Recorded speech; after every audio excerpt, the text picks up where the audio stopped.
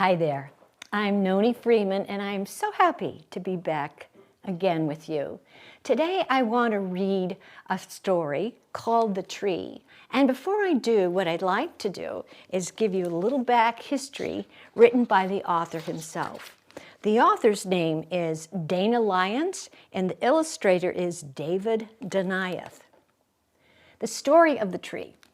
A few years ago, while recovering from a back injury, the author, Dana, went camping in the Olympic rainforest, and for 4 days, he read and played his guitar at the base of an ancient Douglas fir. As he was packing up to go home, a strange thing happened.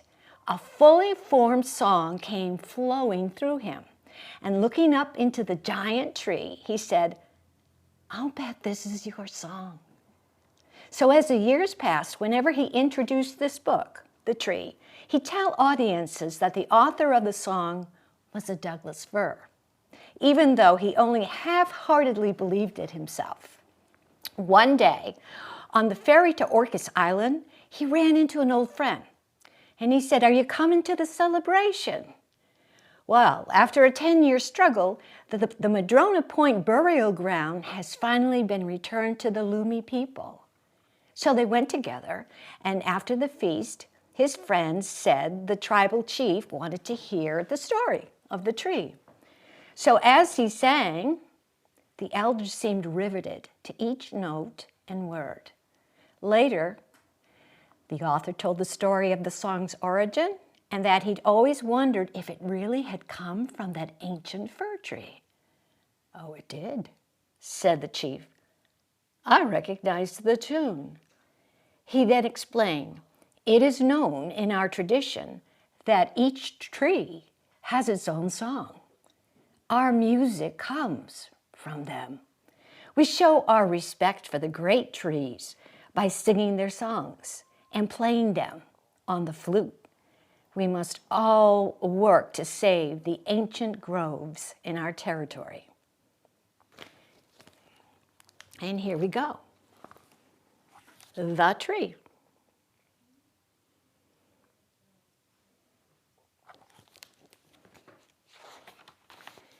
I want to show you this page too. The Tree.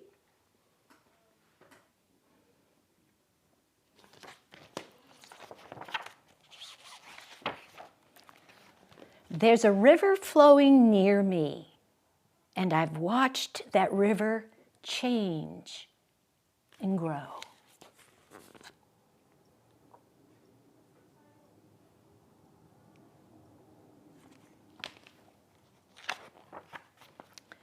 For 800 years, I have lived here through the wind, the fire, and the snow.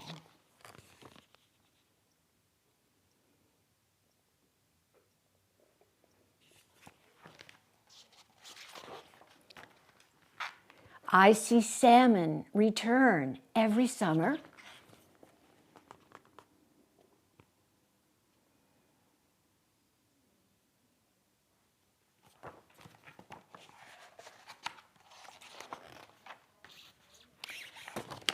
And I watch young owls learning how to fly.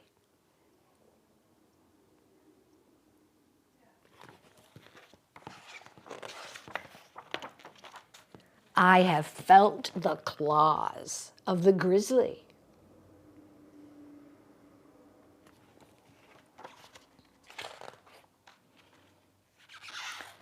And I've heard the lone wolf's cry.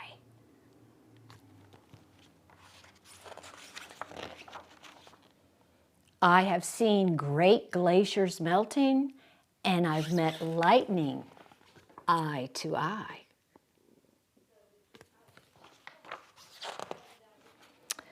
But now I hear bulldozers coming, and I wonder, am I soon to die?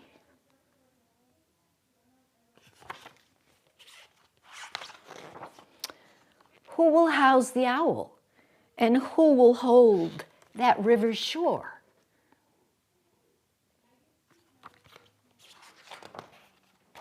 And who will take refuge in my shadow if my shadow falls no more.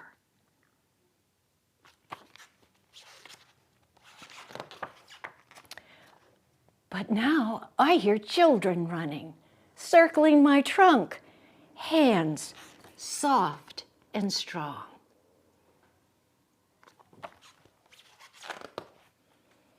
People are holding on to my branches.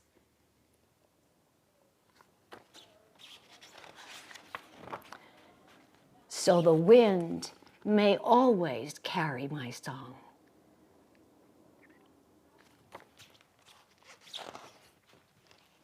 So that's the story of the tree. I've also brought some more selections, this being the time of the year when you can't miss the beauty of the trees around here. I brought selections from Julie Andrews' book, Collection of Poems, Songs, and Lullabies. And they all have to do with nature and trees. I'm sure you know this one. It's very familiar. It goes like this. It's by Joyce Kilmer.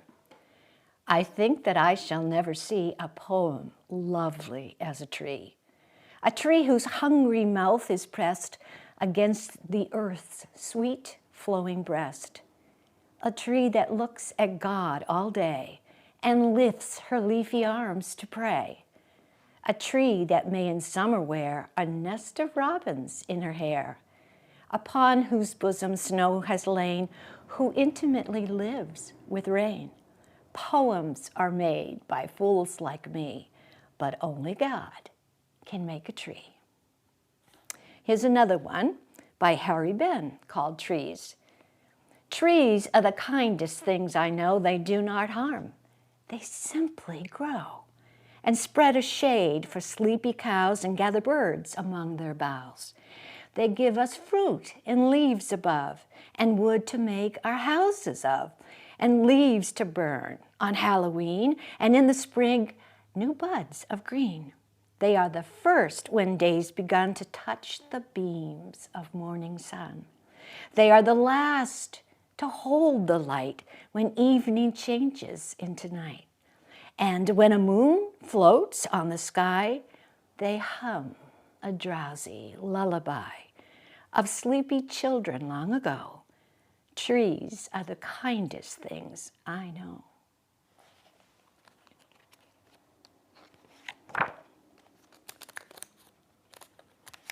Aha. This one is called September by John Updike. The breezes taste of apple peel, and the air is full of smells to feel. Ripe fruit, old footballs, drying grass, new books and blackboard chalk in class. The bee, his hive well honeyed, hums, while mother cuts chrysanthemums. Like plates washed clean with suds, the days are polished with a morning haze.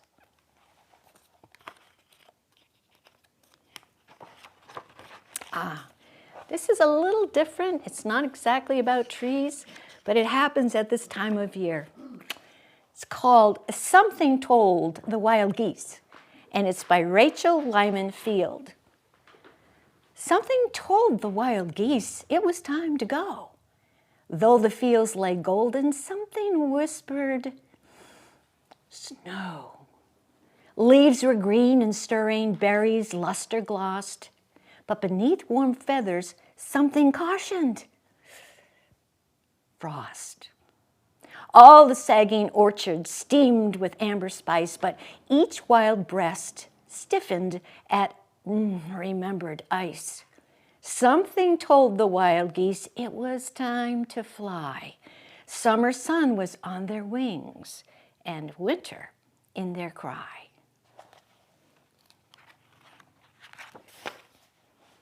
And here's my last one for today.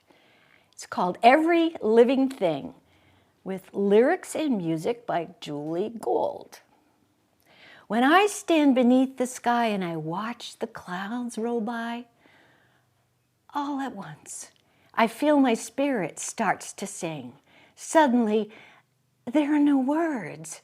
My soul's flying with the birds. My heart's racing with the herds, and every living thing. When I stand beside a tree and it gives its shade to me, everything I'd like to be, graceful and serene, so much beauty to impart. Sacred canvas, nature's art, every color, every part, every living thing, every bird and bee, every chimpanzee, creatures great and small, every daffodil, every whippoorwill, I embrace them all. So I raise my single voice, so I make my single choice to protect, preserve, rejoice in every living thing. Every bird and bee, every chimpanzee, creatures great and small. Every daffodil, every whippoorwill, I embrace them all. And when I listen to my heart, I can always hear it sing, telling me that I am part of every living thing. Love you.